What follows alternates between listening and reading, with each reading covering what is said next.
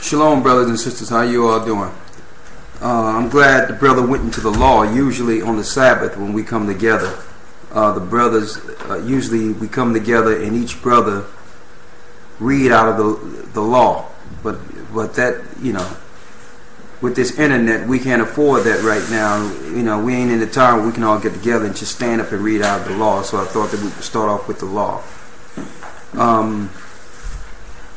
And listening to the law, it gives total understanding of why we're in the conditions we're in today, and also it show you why the government and powers that be, which are just sorcerers themselves, set up certain people of bad morals to control government and to control power positions.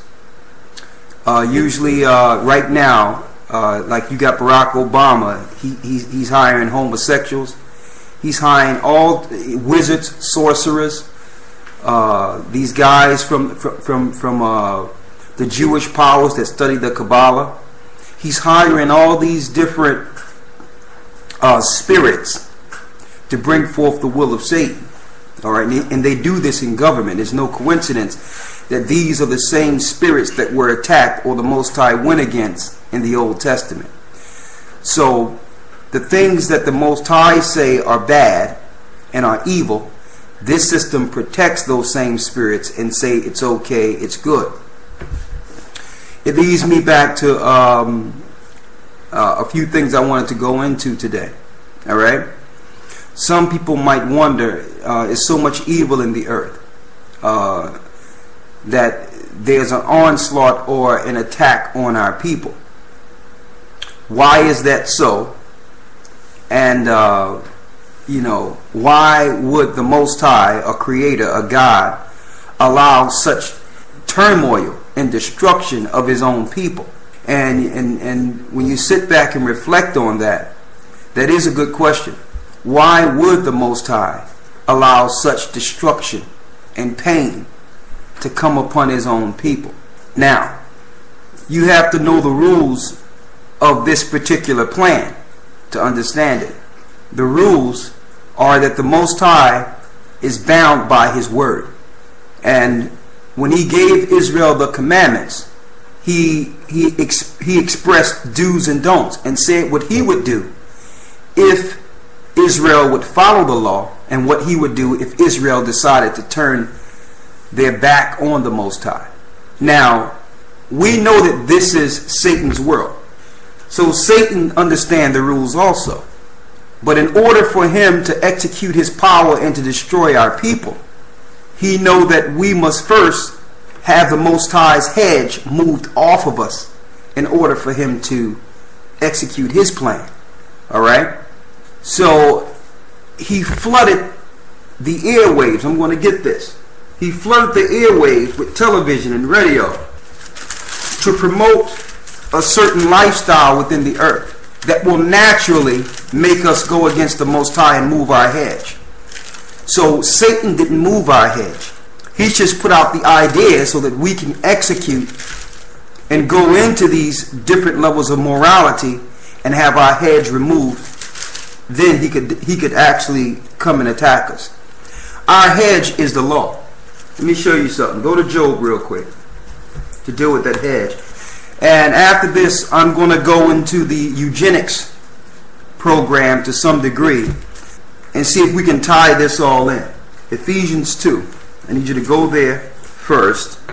And I want you to get John 14 and 30. Okay? Mm-hmm. Read John 14 and 30 first.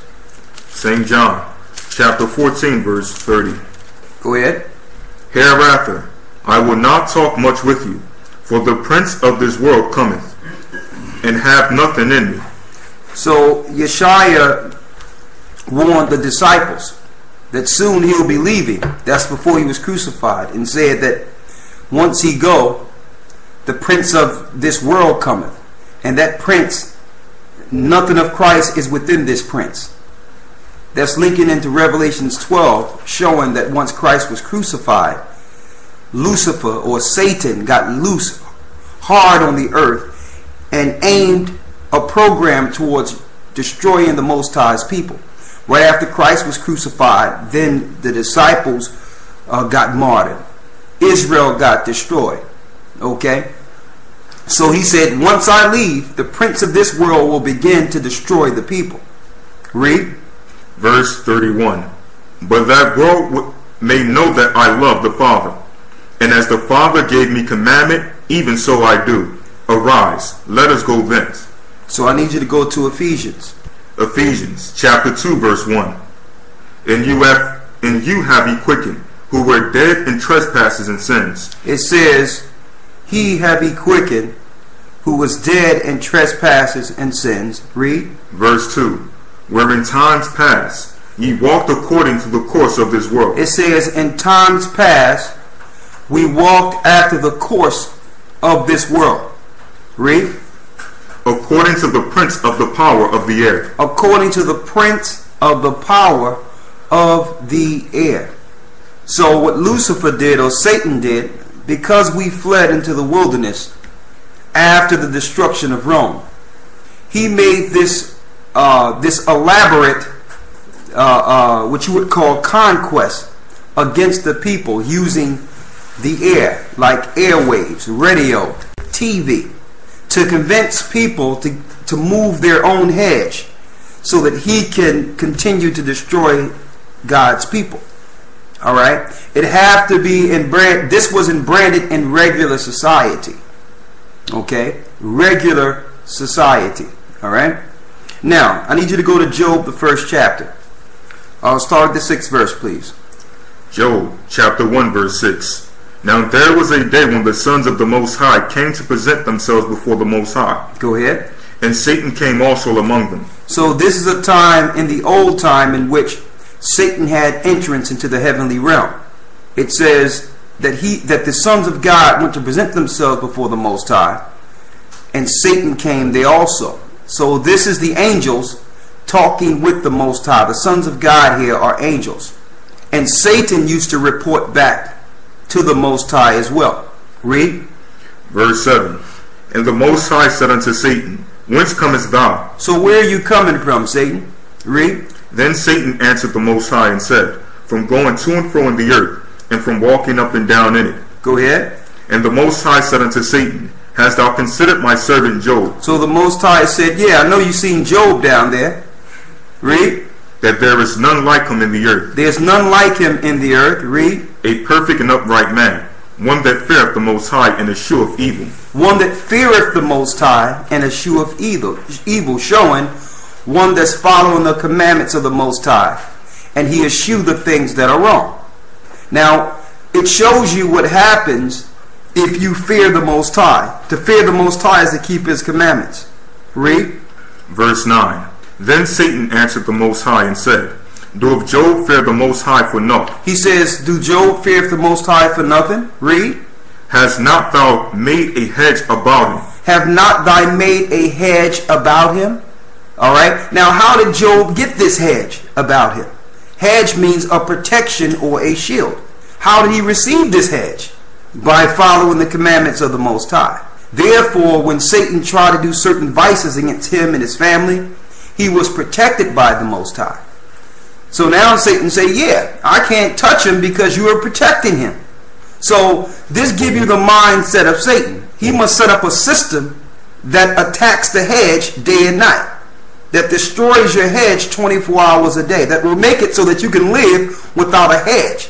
Then you're open game. So some people wonder, well, how can Satan do this work in the earth and the Most High allow it?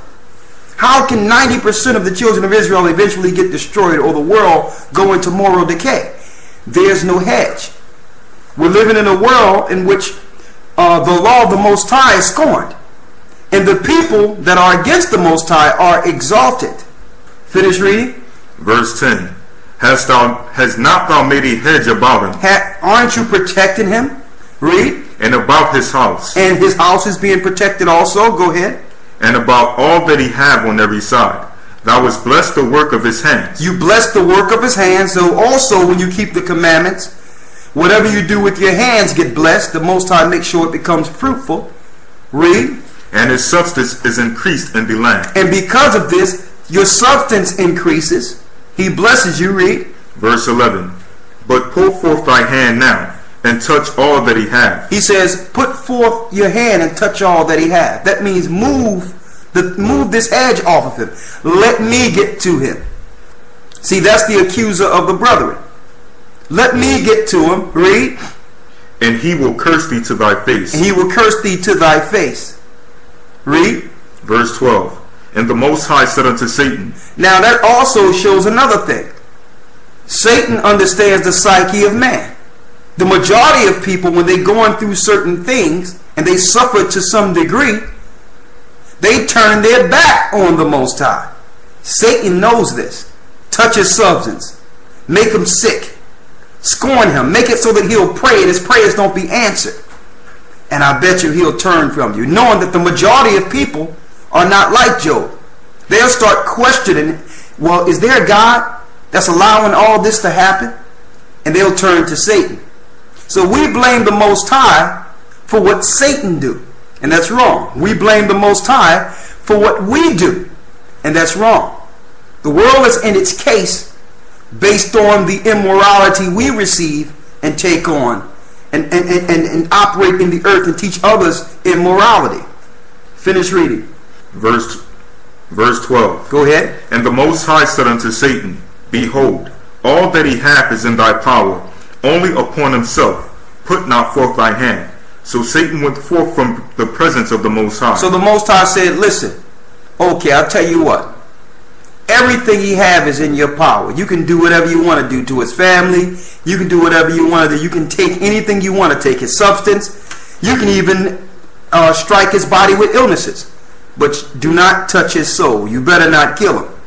Read. Verse 13.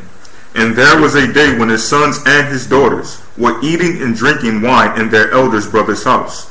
And there came a message unto Job and said, The oxen were plowing, and the asses feeding behind them, and the Sabians fell upon them and took them away. So in one day, the next day, Satan got loose on his family, killed his kids. Alright? Now when you read the story of Job, it gives you the example of how we're protected and how we get in the hands of Satan so that he can destroy everything we have. And the key thing of this is, it also shows how when you follow the commandments, the Most High placed a hedge to protect you and your family. There's a hedge of protection. Okay? Now that the world is in a bad way, we can relate this directly to the immorality of the world. Satan is the principalities of the powers of the air. So now he can convince the world to go against the Most High and think it's right. We read in the commandments earlier that a wizard, a witch should be put to death. A homosexual, according to the Bible, should be put to death. What do Lucifer do? What do Satan do? He sets up these people in high positions to rule the earth, to show you it's okay to be that way. Sorcerers and warlocks, homosexuals, they're all in high position now. Alright? And then the world thinks that, okay, these things are normal. Then they start practicing it. Then you're looking at Harry Potter and all these different witchcraft and warlock movies and thinking, man, this is cool. Magic. The whole earth then turned to Satan. And now it's open game. Because of this, he can do what he wants to do to the earth and to the people on a mass scale. But there's a remnant in this earth that will turn back to the Most High and get that hedge. And these will be protected and make it through. Alright? Now,